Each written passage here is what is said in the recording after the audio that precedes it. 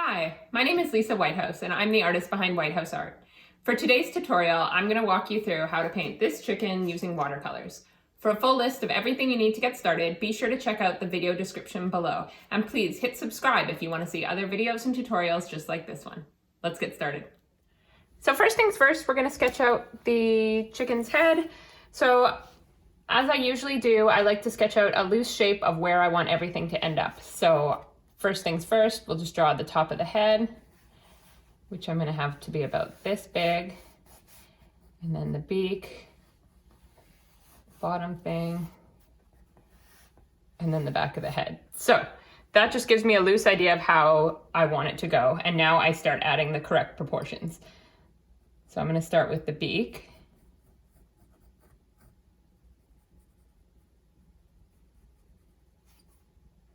And it kind of comes in and goes back like that. And then the bottom just goes straight back, like so. And then this top part kind of comes around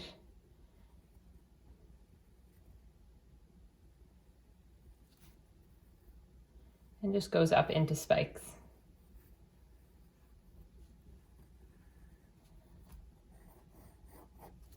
Now I'm going to get rid of some of these old lines now so they don't get too confusing.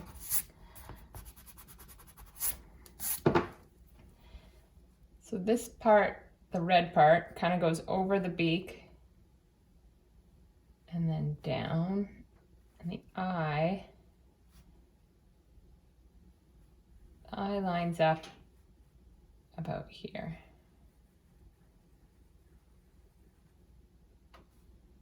And then it goes white over the eye.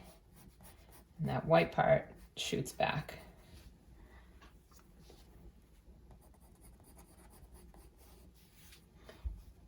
And if you're not very good at drawing, or you feel like that's a skill that you need to work on some more, don't be afraid to trace out the picture. That's no big deal. I like to sketch it out for you guys just so that you know the steps that I take and you can follow along with me, but certainly tracing works as well.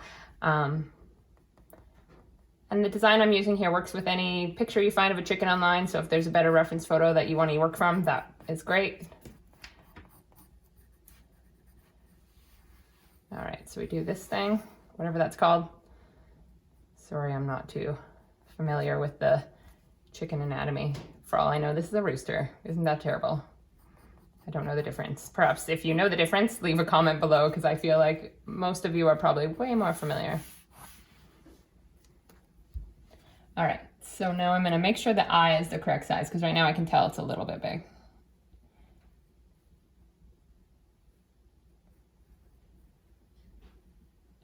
Kind of circles around, and then there's a little bit of white space here, and then the black part here. So I'm not digging any of this, so I'm actually gonna erase it all. Start again. It's too many pencil lines. It's gonna be too hard with watercolor to get rid of that many pencil lines. So we're just going to start again with that eye shape. Sometimes if you have too many dark lines, it can be tricky when you go to add color. All right, so I'm pretty happy with that. I think the beak goes back a little bit further. But other than that, I think we're almost at the point where we can start adding color. So I'm going to have this red part come in a bit. And I think that's good. All right, so with a painting like this, I'm going to start with some of the small details, which isn't normally how I would work, but I feel like adding the eye to this guy would help bring it to life right off the bat. So I'm gonna just drop in a little bit of clear water using my small brush. And then I'm going to grab some yellow ochre. That's a color I use quite a bit. So if you're debating some colors to start out with, that's definitely one I would recommend. Now, a lot of people ask me about qualities of paints. I started painting with student grade watercolors and they worked fantastic. What you get when you move up to a higher quality watercolor paint is more vibrancy. So that is a lot of fun to work with as you establish yourself and learn techniques, but it's certainly not a requirement. And you can get quite a bit of vibrancy just with a student grade set. So I'm going to take a little bit of reddish brown and just drop it in around the perimeter of the eye very, very lightly, and then as well as the center. Okay, so for this chicken, it is mostly white, but there's still some light shadowing where the feathers overlap each other. So I'm just going to insinuate a bit of that shadowing by going in and adding some brush strokes using my dagger brush. And then I'm going to take a faint amount of yellow ochre, like such a faint amount, and I'm just going to drop it in at the top of where I put those clear brush strokes. And it's going to kind of bleed in. Now I put in too much there. Here I am going on and on about how faint of an amount you need, and then I drop in a giant glob. But that's okay. You can always dilute it with a bit more clear water. So I'm just insinuating a shadow there. And we're going to go through and add a few more of those. So I'm just doing these quick swipes, grabbing a bit of yellow ochre on my brush, and then swiping it on top. And these will lighten as they dry, so they're going to look a little bit jarring at first, and then they'll slowly lighten. Now there's a little bit of a shadow underneath this red part here, so I'm just going to drop in my brush, some color here. And for the shadow, I want to use a little bit of Prussian blue, but like such a little amount. I'm using a mix of colors here, so feel free to change it up however you would like. We're going to add a small amount of a background color after too.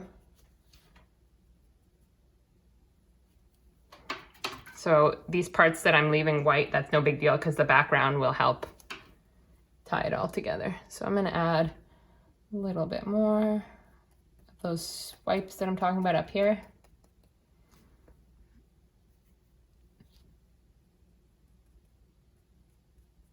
Just with the tip of my brush. And if you don't have a dagger brush, you can also just use a liner brush. I'll show you here. So you can take a liner brush, dip it in the color, and then just use the tip of the liner brush. I'll try and keep my big old hand out of the way. So just using the tip of the liner, go in to the water. Because we're not wanting to add every single feather with my watercolors, I like to just insinuate some of that detail. So there's a yellow part here I see on the reference photo. I'm just gonna have a little bit of a brighter yellow here. And then I'll let that dry. All right, so now we're gonna move to this crown we have on top of the head. I'm gonna fill this whole thing in with clear water. You'll notice I do that a lot. I love the way watercolor moves around when you've added clear water. So you're gonna see me doing that a bunch. All right, now to make sure it looks like there's little white feathers coming up, we're gonna take a bright red. I have a cadmium red here. And we're just gonna go and swipe down like that. So some of them kind of go in, if that makes sense. So I'm kind of going down. And we'll even add a bit more detail there after. I'm using a red. This is called, oh man, it's not even called red. It's called Perilyn Brown. It's like a maroon red. Anyway, I'm gonna use it on the head here to add a bit of dimension. I don't like to use just one color of red. Gotta change it up a little bit.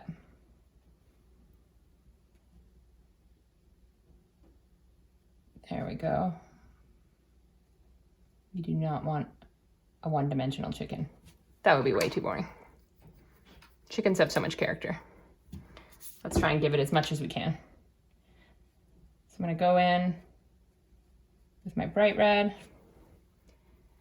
and I'm gonna even take some bright yellow, drop that in here. I'm just having fun throwing it in wherever. There's no real wrong way to do this. Just use a variety of color.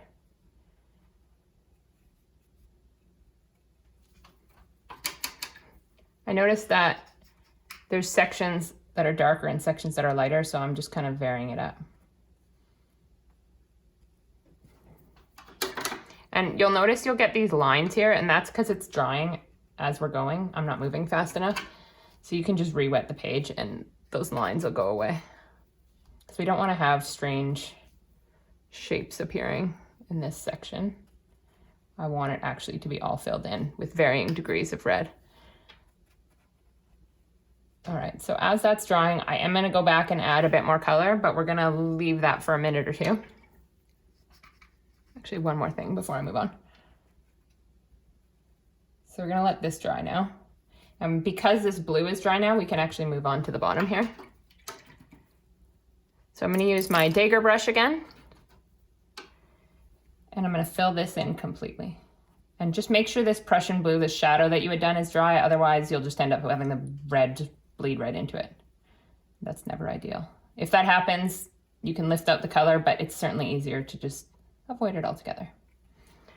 All right, so let's start with some of that cadmium red again. We're going to go around here. I'm kind of being mindful of going over some of my pencil marks now. It's not that you can't erase them afterwards. It's just easier if you dull them a bit with color. Because sometimes if you've drawn too dark, it's hard to erase them. So this watercolor is going to move around quite a bit as it dries, but I'm just helping it along a tiny bit. So I'm leaving some parts white to fill in. Now I have that dark maroony color again, for want of a better word. And I'm putting it in right here where it's darker on the chicken.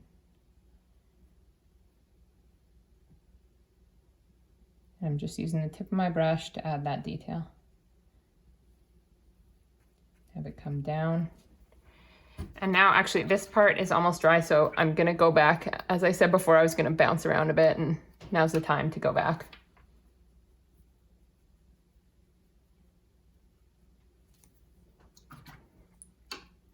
I find it fun to even like add some clear water at this stage, because sometimes when you do, it creates these fabulous shapes in the watercolor. So like adding clear water right here, you'll get some little blooms that happen. It's hard to tell on video, but you can kind of see how it's blooming out. I like to create those. So we'll add one right here.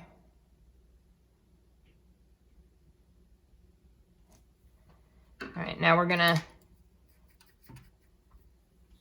darken some of this red, because I can see right now I want it to be darker in certain areas.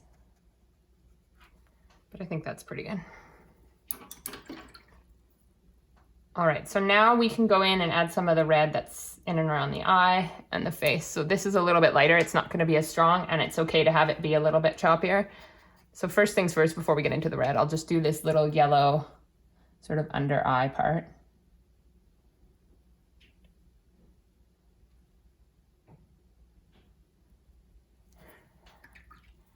And then we'll go in and just kind of speckle with clear water.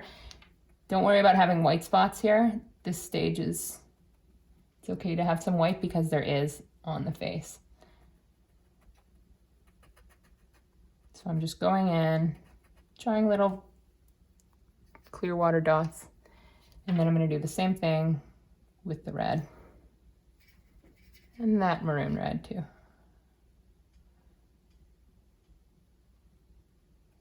Not too concerned with the detail here.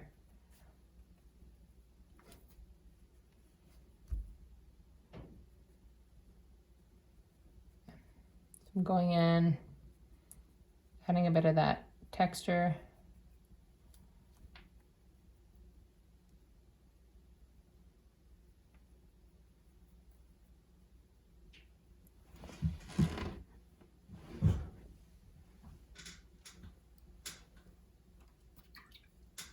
All right, so we're gonna let this dry, and then we'll go back and start adding a bit more detail.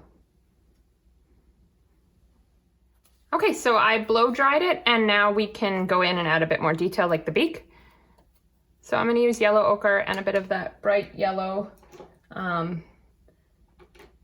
whatever bright yellow you have on hand will work. It's just about having a little bit of variation. So same as usual, I'm gonna use clear water first.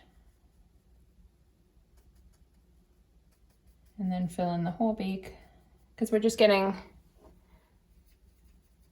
a base coat down first. So I'm going to use the bright yellow on top. Then I'm going to take the yellow ochre, and where it's darker, I'm going to drop that in.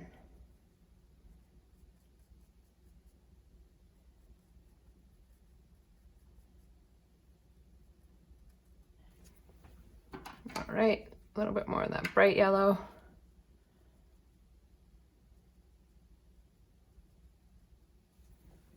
And I'm wanting to have a little bit of a highlight on the beak, so I'm actually going to take a clean dry brush and I'm going to lift out a little bit of the water right here where the highlight's going to be. Now we're going to go in with a bit of a Payne's Gray and we're going to do the eye. So I'm going to fill all of this in.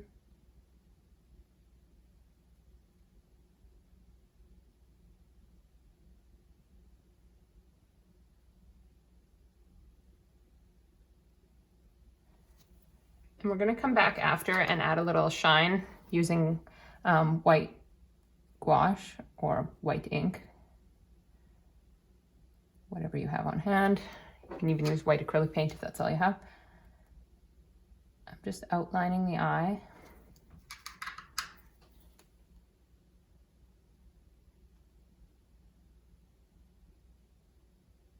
You have to move quite slowly here.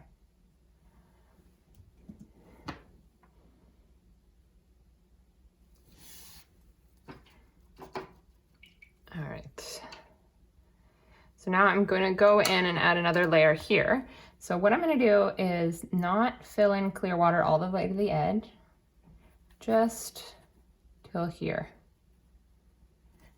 And then I'm going to take that dark red again and drop it in. And then I'm going to take a tiny bit of Payne's Gray and drop it in right at the top.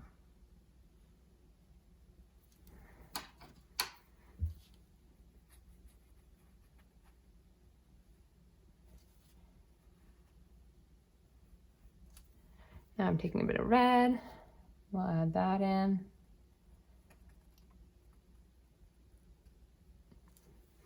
All right, now I'm gonna add a little bit of texture up here just by putting some clear water in, bouncing that brush around, then doing the red and doing the same thing, just kind of bouncing it around.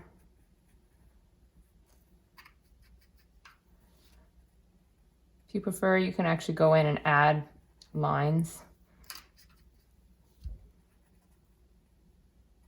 I kind of like the sporadic lines. Now we're going to go in and take that maroon color again and add a few more brush strokes here. This time we're not adding clear water first.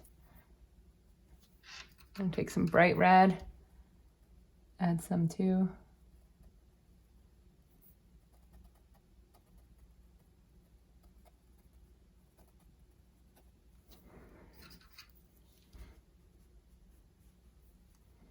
Just adding a few of these red parts.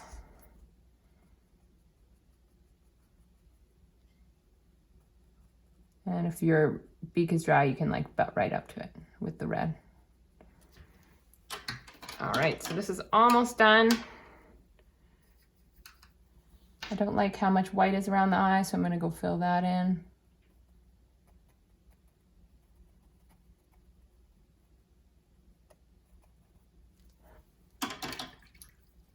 Then I'm going to take yellow ochre and just darken the beak here, the second coat. And a little swipe on the top. We're going to have to go in and add the line into it. But I'm going to do the background now because almost everything is dry enough to do that. So we'll start with the top here. All I'm doing is taking my dagger brush and I'm going in and adding just sort of an organic shape around it. And what I mean by that is it's like a blob of water, whatever size you want. I'm not going all the way around, just a little bit. That kind of makes its way up and we're gonna have it come down here as well. So then I'm gonna take some teal. I love having teal as background, super fun. And I'm just gonna go in and add some of that feather texture. And I'm gonna go right up to here.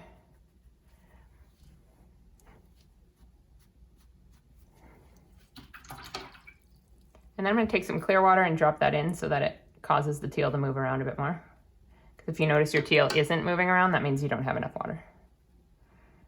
We want to encourage it to go everywhere.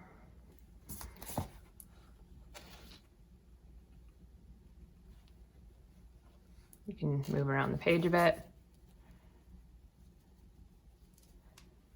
And then I'm going to take my flat brush, just like so, drop it into some teal, and do a couple of little splatters too in that background. Now I'm going to do the bottom here, being mindful that this isn't quite dry, so I'm going to leave a thin white line around it. If I didn't, the red would just go right in, but the yellow is dry. So I'm going to go to about here, I think, and just kind of go in here. And you can play around with your background, what size you want it to be. You can always make it bigger, start smaller. You can't really remove the color once you add it, so it's best to start small.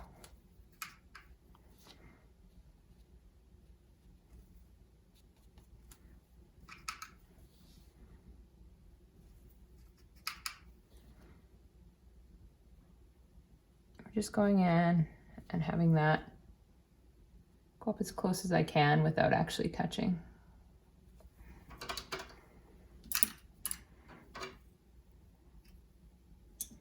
I'm going to add some clear water again, just so that it makes its way out a little bit. And keep in mind, as it dries, it makes its way out too. So sometimes it might not seem like it's going to go very far, and then it ends up going a little bit farther than you'd think.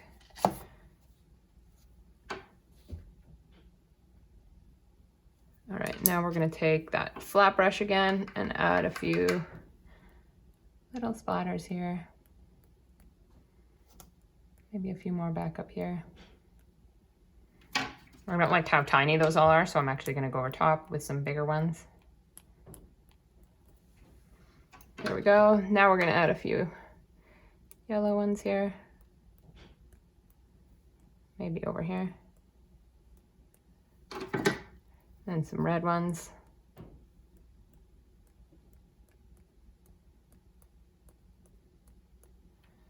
All right. Almost done. I'm going to go in and take some Payne's Gray and help define the beak a little bit.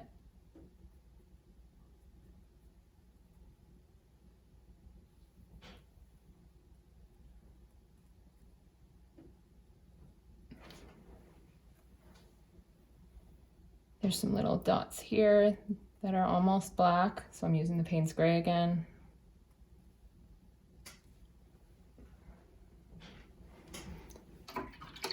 And now I'm going to take my white ink and I'm going to go in. I'll show you what I'm going to do. It's very messy.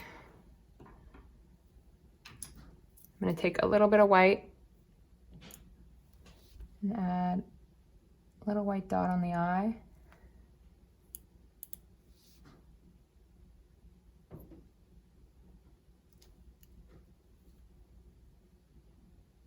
I might have to darken that a bit. I'm running out of the white. It's becoming quite transparent.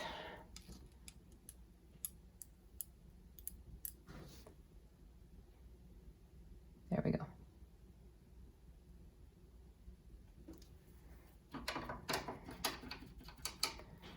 And then I'm going to take my white pen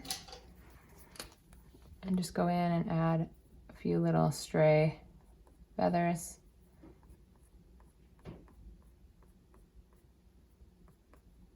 You can do this if you want. It's just fun to add a few in after the fact.